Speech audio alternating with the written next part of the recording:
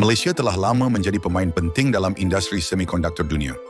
Dengan pertumbuhan pesat teknologi dan permintaan yang meningkat untuk produk berasaskan semikonduktor, Malaysia mempunyai potensi besar untuk mengukuhkan kedudukannya sebagai salah satu kuasa besar dalam industri ini.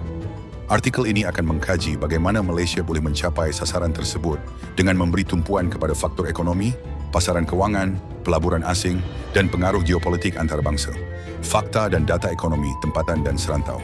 Pertumbuhan KDNK, Malaysia mencatatkan pertumbuhan keluaran dalam negara kasar KDNK yang mantap dengan purata sekitar 4 hingga 5% dalam beberapa tahun kebelakangan ini. Pertumbuhan ini didorong oleh sektor pembuatan dan ekspor, terutamanya dalam industri elektronik dan semikonduktor. Sumbangan industri elektronik. Industri elektronik dan semikonduktor menyumbang kira-kira 38% daripada jumlah ekspor Malaysia. Produk seperti microchip, sensor, dan peranti elektronik lain adalah antara ekspor utama negara. Infrastruktur dan logistik. Malaysia mempunyai infrastruktur yang baik dengan pelabuhan yang cekap, lapangan terbang bertaraf dunia, dan rangkaian jalan raya yang menyeluruh. Ini memudahkan proses pengeluaran dan ekspor semikonduktor. Pasaran kewangan, pembiayaan dan insentif kerajaan.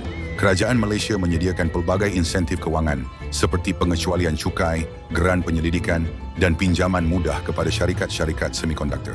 Skim ini bertujuan untuk menarik lebih banyak pelaburan dalam industri ini. Kemudahan pasaran modal. Bursa Malaysia menyediakan platform yang stabil dan telus untuk syarikat-syarikat semikonduktor mendapatkan modal.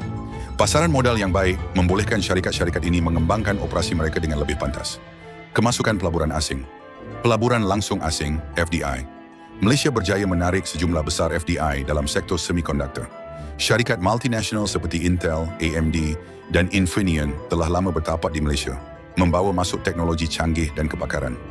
Zon perdagangan bebas. Penubuhan zon perdagangan bebas seperti di Penang dan Kulim High-Tech Park menarik pelaburan asing dengan menawarkan kemudahan infrastruktur dan pengecualian cukai, pengaruh geopolitik antarabangsa, perang perdagangan Malaysia dan China. Ketegangan perdagangan antara Amerika Syarikat dan China membuka peluang untuk Malaysia sebagai alternatif kepada pengeluar semikonduktor China. Syarikat-syarikat dari arwana walas mungkin mencari lokasi pengeluaran yang lebih stabil dari segi politik dan ekonomi. Perjanjian perdagangan bebas.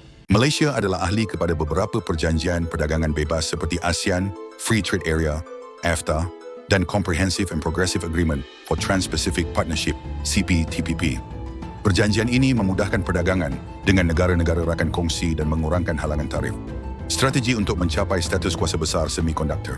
Pembangunan modal insan, melabur dalam pendidikan dan latihan khusus dalam teknologi semikonduktor untuk memastikan tenaga kerja yang berkemahiran tinggi.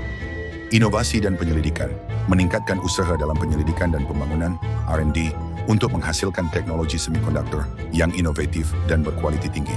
Kerjasama antarabangsa, menjalin kerjasama dengan negara-negara maju dalam bidang semikonduktor untuk mendapatkan teknologi dan pengetahuan terkini. Sokongan kerajaan.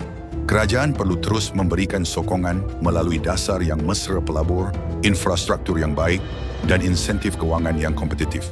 Kesimpulan, dengan potensi yang dimiliki, Malaysia berada pada kedudukan yang baik untuk menjadi salah satu kuasa besar semikonduktor dunia. Melalui strategi yang tepat dan sokongan yang kukuh dari semua pihak, sasaran ini dapat direalisasikan dalam tempoh beberapa tahun akan datang. Pelaburan dalam modal insan, inovasi teknologi, dan kerjasama antarabangsa akan menjadi kunci utama kepada kejayaan ini.